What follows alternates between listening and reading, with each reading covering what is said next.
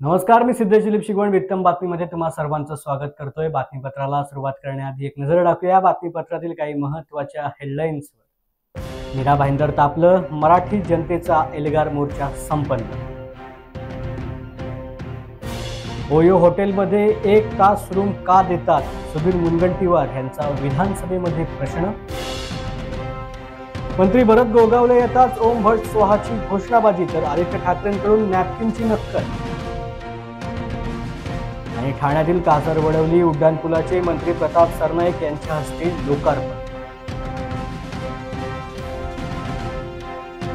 आज मराठीच्या मुद्द्यांवरून मनसे, शिवसेना, ठाकरे गट आणि विविध संघटनांच्या माध्यमातून आणि मराठी जनतेच्या माध्यमातून मीरा भाईंदर परिसरामध्ये भव्य दिव्य स्वरूपामध्ये मोर्चा काढण्यात आल्याचं पाहायला मिळालं।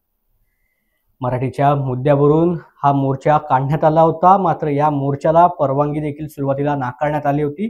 त्यानंतर पोलिसांकडून आंदोलकांची धरपकड देखील सुरू झाली। त्यानंतरही आक्रमक भूमिका घेत मराठी माणसं ही रस्त्यावरती उतरल्याचं पाहायला मिळालं। मनसेचे अनेक पदाधिकारी, कार्यकर्ते, नेते हे देखील रस्त्यावर उतरले होते। त्याचबरोबर शिवसेना, ठाकरे गटाचे देखील अनेक पदाधिकारी, नेते आणि कार्यकर्ते हे रस्त्यावरती उतरल्याचं पाहायला मिळालं। पोलिसांनी मीरा भाईंदरमध्ये मोठा फौजफाटा देखील तैनात केला होता। जमावबंदीचा आदेश देखील पोलिसांनी लागू केला, मात्र तरी देखील मोठ्या प्रमाणात मराठी माणूस रस्त्यावरती उतरल्याचं पाहायला मिळालं। त्यामुळे मीरा भाईंदर परिसरामधील वातावरण चांगलेच तापले होते। यावेळेला स्थानिक आमदार आणि परिवहन मंत्री प्रताप सरनाईक यांनीही पोलिसांच्या दडपशाहीचा निषेध केला आणि मोर्चामध्ये ते सहभागी झाले। मात्र मोर्चामध्ये त्यांना आंदोलकांकडून योग्य ती साथ मिळाली नाही। मीरा भाईंदर मधील मोर्चाचे आयोजक अविनाश जाधव यांनी मात्र मंत्री प्रताप सरनाईक यांना मिळालेल्या वागणुकीबद्दल तीव्र शब्दात नाराजी व्यक्त केली।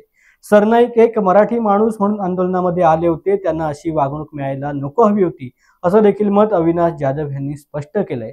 मात्र अनेक अडचणींचा सामना करत हा मोर्चा यशस्वी झाल्याचं पाहायला मिळालं।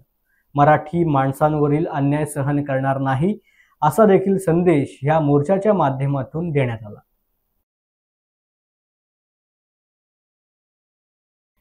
आज मीरा भाईंदर मधील वातावरण सकाळपासूनच तापल्याचं पाहायला मिळालं होतं। आज पहाटे 3:30 वाजता मीरा भाईंदर मधील मोर्चाचे आयोजक असणारे अविनाश जाधव यांना पोलिसांनी अटक केली होती, त्यांना ताब्यात घेतलं होतं आणि त्यानंतर मनसेचे अनेक नेते, पदाधिकारी यांना देखील पोलिसांनी अटक करायला सुरुवात केली होती, त्यांना देखील धरपकड करायला सुरुवात केली होती। मात्र तरी देखील अनेक अडचणींचा सामना करत मीरा भाईंदर मधील मोर्चा आज यशस्वीपणे पूर्ण झाल्याचं पाहायला मिळालं। या मोर्चाला मनसेचे अनेक नेते, पदाधिकारी, कार्यकर्ते उपस्थित होते। त्यावेळेस बरोबर शिवसेना, ठाकरे गटाचे देखील पदाधिकारी उपस्थित होते।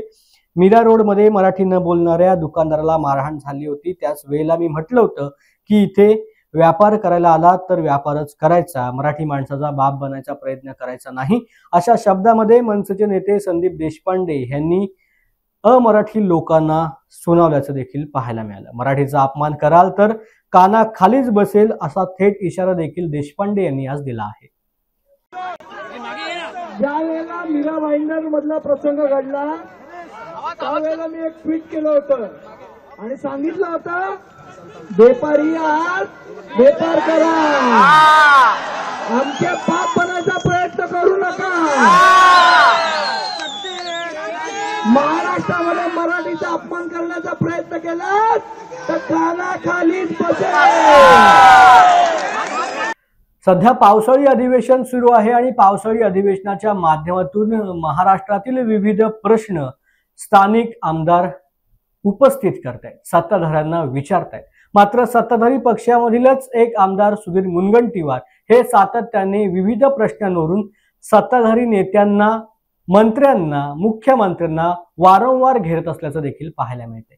आज देखील सुधीर मुनगंटीवार यांनी एक प्रश्न विचारलाय की ओयो मधील 1 तासाकरता रूम का दिली जाते। नक्की हा प्रश्न काय आहे आणि सुधीर मुनगंटीवार यांनी याकडे प्रशासनाचं लक्ष का वेधण्यासाठी सूचना केल्यात, पाहूयात। पण अध्यक्ष महाराज, एकीकडे महाराष्ट्रामध्ये अनेक गोष्टी करत असताना एक OYO नावाची एक हॉटेल चेन तयार झाली। अध्यक्ष महाराज, मी आता येताना बघितलं की शहराच्या 20-20 किलोमीटर दूर एका निर्जन ठिकाणी OYO आणि मग मनात शंका आली की हे OYO हॉटेल चेन काय आहे.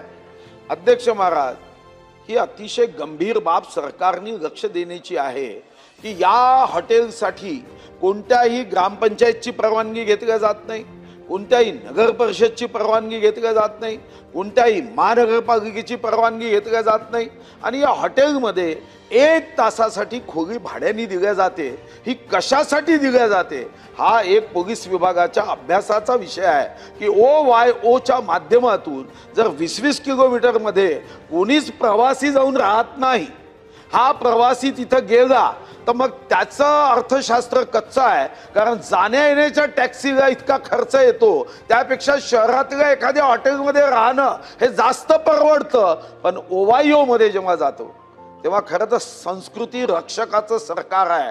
इथं जर संस्कृतीचा ऱ्हास होत असेल तर माननीय उद्योग आपला गृह राज्यमंत्री बसलाय, त्यांना OYOचा अभ्यास करावा आणि एकदा महाराष्ट्रात किती OYO आहे याची माहिती हे माननीय मंत्री महोदयांनी देण्याची आवश्यकता आहे. पावसाळी अधिवेशन सुरू असतानाच दररोज विधान भवनाच्या पायऱ्यांवरती मोठ्या प्रमाणात विरोधक किंवा सत्ताधारी हे आंदोलन करत असतात, घोषणाबाजी करत असतात. आज देखील मोठ्या प्रमाणात विरोधकांनी पायऱ्यांवरती आंदोलन करायला सुरुवात केली आणि ह्या आंदोलनाच्या वेळेला मंत्री भरत गोगावले ज्यावेळेला बाजूने विधान भवनामध्ये प्रवेश करत होते त्यावेळेला मात्र ओम भट स्वाहाच्या घोषणा विरोधकांकडून करण्यात आल्या. शिवसेना शिंदे गटाच्या माध्यमातून मोठ्या प्रमाणात भरत गोगावले यांच्या विरोधात ओम भट स्वाहाच्या घोषणा देत त्यांना डिवचण्यात आलंय. त्याचबरोबर आदित्य ठाकरे यांनी देखील भरत गोगावले यांच्या नॅपकिनची देखील नक्कल केली.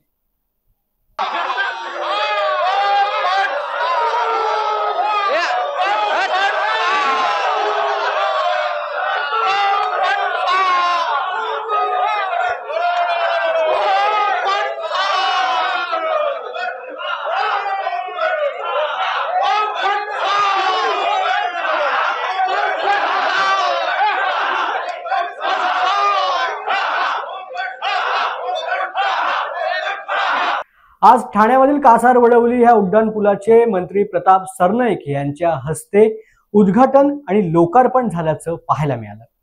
कासार वडवली उड्डाणपुलाचा पहिला टप्पा आजपासून वाहतुकीसाठी खुला झाला असून आज ठाणे जिल्ह्यामधील एका महत्त्वाच्या पायाभूत प्रकल्पाच्या पहिल्या टप्प्याचे लोकार्पण मंत्री प्रताप सरनाईक यांच्या हस्ते संपन्न झाले.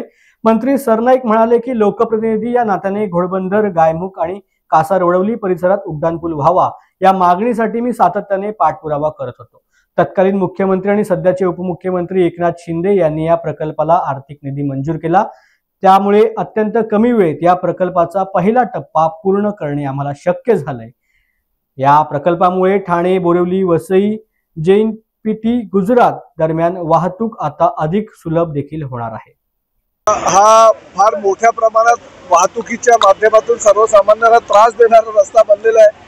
कारण वाहनांची संख्या मोठ्या प्रमाणात वाढलेली आहे, नागरी वस्ती फार मोठ्या प्रमाणात आहे. आणि ज्यावेळेस हे मेट्रोचं काम चालू होतं त्याच वेळेस मी 5 वर्षापूर्वी आदरणीय तत्कालीन पालकमंत्री आमचे एकनाथ शिंदे साहेबांना विनंती केली होती की तो कुठल्याही परिस्थितीमध्ये वरनं मेट्रो जात असताना खालनं फ्लायओव्हर ब्रिज होणं गरजेचं आहे. कारण वाहतूक कोंडी मोठ्या प्रमाणात होईल. आणि त्यावेळेस MMRDA प्रमुखाला त्यांनी स्वतः माझ्या माध्यमातून पत्र दिलं होतं आणि हे आमचे सगळे फ्लायओव्हर मंजूर केले होते. आज त्याचा फायदा होतोय.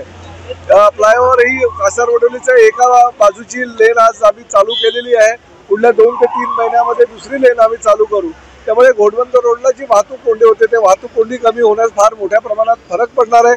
आणि त्याचबरोबर जे सर्व्हिस रोड आम्ही ह्या घोडबंदर रोडला जॉईन करून घेतोय ते सर्व्हिस रोड जॉईन केल्यामुळे वाहतूक कोंडी जवळजवळ 90% ही ह्या घोडबंदर रोडची कमी होणार असल्याने मेट्रोचा मार्ग सुद्धा आता जवळजवळ निश्चित झालेला आहे. मेट्रोही लवकरात लवकर साधारण 6 ते 8 महिन्यामध्ये धावेल अशी आम्ही MMRDAच्या माध्यमातून सगळ्या अधिकाऱ्यांना इन्स्ट्रक्शन दिलेले आहेत. परंतु हा ब्रिज मात्र घोडबंदर वासियांसाठी अतिशय चांगल्या प्रकारचा ब्रिज होईल जेणेकरून वाहतूक कोंडी टाळता येईल. दयनीय दिशा झालेली आहे रस्त्याची MMRDAच्या अधिकाऱ्यांना त्याचबरोबर महापालिकेच्या अधिकाऱ्यांना आम्ही इन्स्ट्रक्शन दिलेले आहेत. कारण पूर्वी हा PWDचा रस्ता होता परंतु आता महापालिकेकडे हस्तांतरित करण्याची प्रक्रिया चालू आहे. 2 खाती जी वेगवेगळी असल्या कारणाने त्यांच्यामध्ये समन्वय नव्हता. परंतु एकनाथ शिंदे साहेबांनी आणि मी स्वतः सुद्धा महापालिका आयुक्तांनी इन्स्ट्रक्शन दिलेले आहेत की कुठल्याही प्रकारे हे खड्डे लवकरात लवकर बुजवा, कारण योग्य वाटत नाही. दर पावसाळा आला की खड्डे होत राहतात आणि आपण बुजवत राहतो, असं होता कामा नये. हा फ्लायओव्हर झाल्यानंतर आणि मेट्रोचं काम पूर्ण झाल्यानंतर उर्वरित जो घोडबंदरचा रस्ता आहे तो काँक्रिटीकरणाचा प्रस्ताव सुद्धा घेण्याचा आम्ही विचाराधीन आमच्या आहे आणि निश्चितपणे तो सुद्धा काँक्रीटचा झाल्यानंतर खड्ड्याचं विघ्न जे दरवर्षी येते ते येणार नाही. वेळ झाल्या बातमीसह बातमीपत्र तिथेच थांबायची. पुन्हा भेटू नवीन बातमीपत्रात. धन्यवाद.